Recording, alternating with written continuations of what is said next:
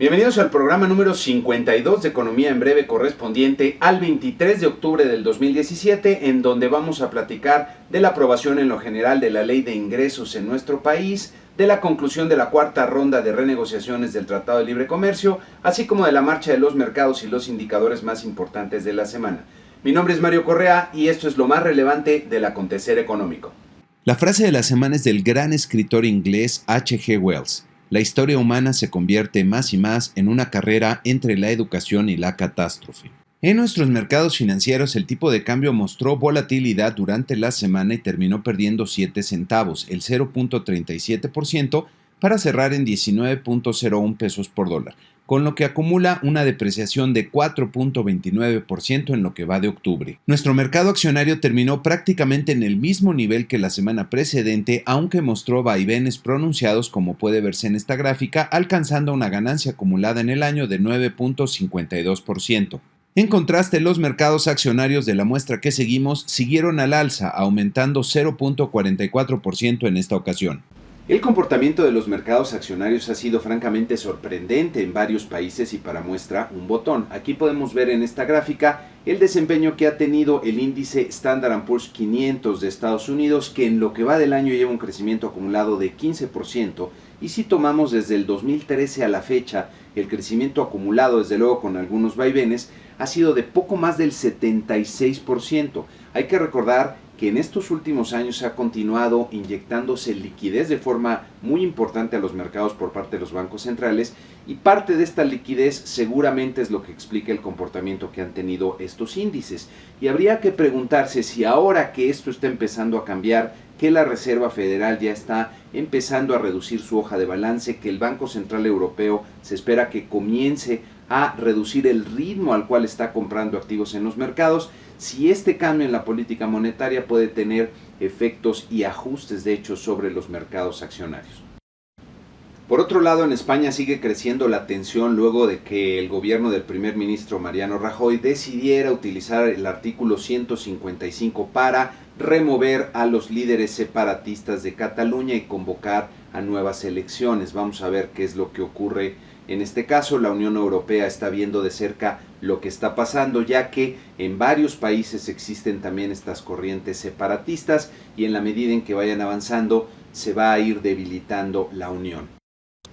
Pasando a los datos, en la semana conocimos el cierre del año fiscal que termina en septiembre del presupuesto en Estados Unidos, que presentó un déficit por 666 mil millones de dólares, que equivale al 3.5% de la producción. Como pueden ver en esta gráfica en las barritas, tiene un brinco respecto al observado en los 2 años anteriores, y como consecuencia la deuda pública que pueden ver aquí en la línea azul y medida en el eje derecho alcanza prácticamente 107% del PIB.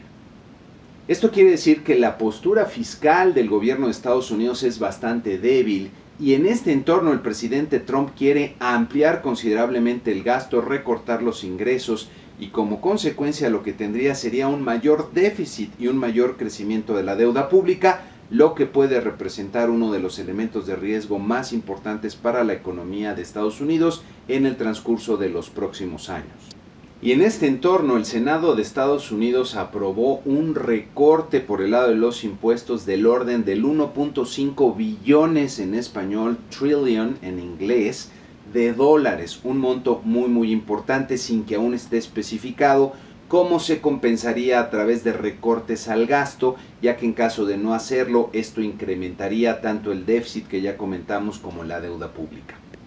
Finalmente, en cuanto a Estados Unidos, tuvimos los resultados de la producción industrial, que creció 0.3% en el mes de septiembre, ligeramente arriba de lo que se estaba esperando, que era 0.2%. Con ello, la tasa anual acelera ligeramente, como puede verse aquí en las barritas, a un crecimiento del 1.6%. La utilización de la capacidad instalada, que pueden ver en esta gráfica en la línea azul, tiene un ligero repunte a un nivel de 76%.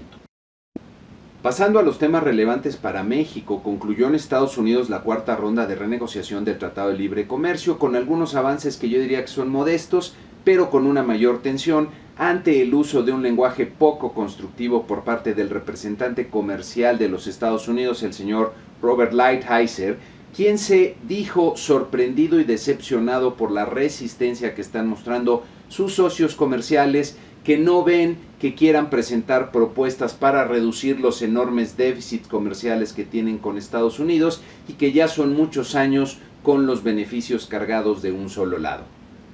Miren, llama la atención que se siga utilizando este tipo de lenguaje y se mencione que no se quieren presentar propuestas para reducir los déficits cuando ya se les ha mencionado no solo por parte de México sino por todos los expertos en el mundo que no es a través de la política comercial como se consigue este tipo de objetivos. Creo que la respuesta que dio la ministra de Canadá, la señora Chrystia Freeland, fue muy afortunada al decir que existen posibilidades muy buenas de alcanzar un acuerdo, ganar para los tres países, pero que eso no se puede conseguir con una mentalidad del ganador se lo lleva todo, que es lo que parece estar detrás de la postura del gobierno de Trump y de Estados Unidos.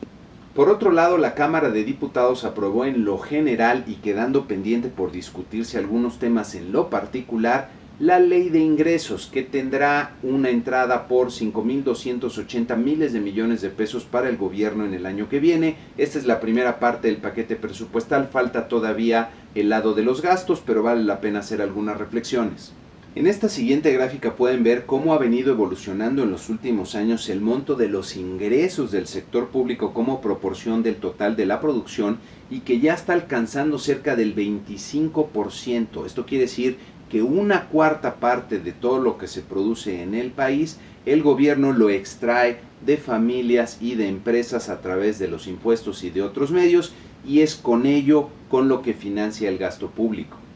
A continuación agregamos en esta línea azul la evolución que ha mostrado el gasto público como proporción del total de la producción y donde pueden observarse dos cosas importantes. Para empezar, que viene muy por arriba del nivel de ingresos en los últimos años, lo que quiere decir que estamos teniendo un déficit importante que vamos a ver más adelante. Y en segundo lugar, que tenemos una clara tendencia creciente en el gasto público, alcanzando ya niveles de más de 27% del total de la producción. Miren, yo creo que esta tendencia creciente en el gasto público es preocupante al menos por dos razones. Número uno, como decía Alan Greenspan, el gasto público genera inercias que son muy difíciles de romper. Ya una vez que se tiene un déficit, cerrar ese déficit y regresar a una postura más disciplinada en las finanzas públicas es políticamente muy complicado. Y número dos, yo creo que hasta que no tengamos claridad de que el gasto público se utiliza de forma 100% eficiente, que está correctamente dirigido a los objetivos sociales que son más importantes para el país y que no hay despilfarros en el gasto público, no tiene sentido estar pidiendo que cada vez sea este sector el que esté gastando una parte creciente de los recursos escasos que tiene la economía. En esta siguiente gráfica podemos ver la evolución que ha tenido el déficit fiscal como proporción del PIB, que ha pasado de niveles prácticamente de equilibrio a déficits del 3,5% hace un par de años. Viene en el 2016 una reducción importante gracias en parte al excedente de operación de Banco de México. En el 2017 también veremos esta reducción en el déficit y acto seguido vemos cómo ha venido evolucionando la deuda pública aquí en las barritas de la gráfica, alcanzando ya niveles cercanos al 50% del PIB. Vamos a ver también que esto se reduce en el 2017, pero parece que ya llegamos al límite de lo que es sano en términos de endeudamiento del sector público. La siguiente administración tendrá que asegurarse de mantener la disciplina en las finanzas públicas, de evitar que esa deuda pública siga creciendo, de ir reduciendo poco a poco el déficit fiscal para asegurar la estabilidad macroeconómica, esto es, que la inflación se mantenga en niveles relativamente bajos y por lo mismo que las tasas de interés también se mantengan en niveles relativamente bajos.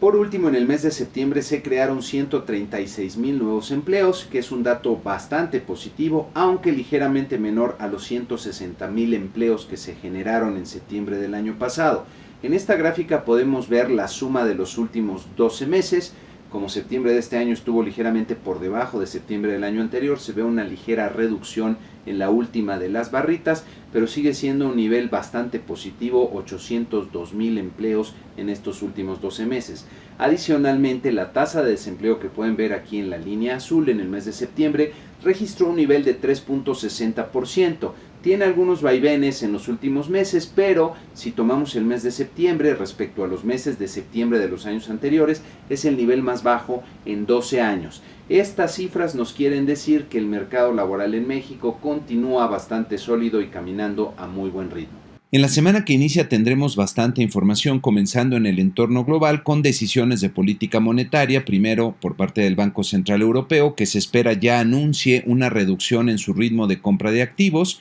y con ello pasar a una política monetaria menos expansiva. También tendremos decisión de política monetaria del Banco Central de Canadá. En Estados Unidos tendremos los datos, el primer avance del crecimiento del PIB en el tercer trimestre del año, que se espera en 2.6%. También tendremos las órdenes de bienes durables del mes de septiembre y la venta de casas nuevas del mismo mes. En México tendremos el indicador global de la actividad económica de agosto, los datos de la inflación de la primera quincena de octubre, las ventas minoristas de agosto y la balanza comercial del mes de septiembre.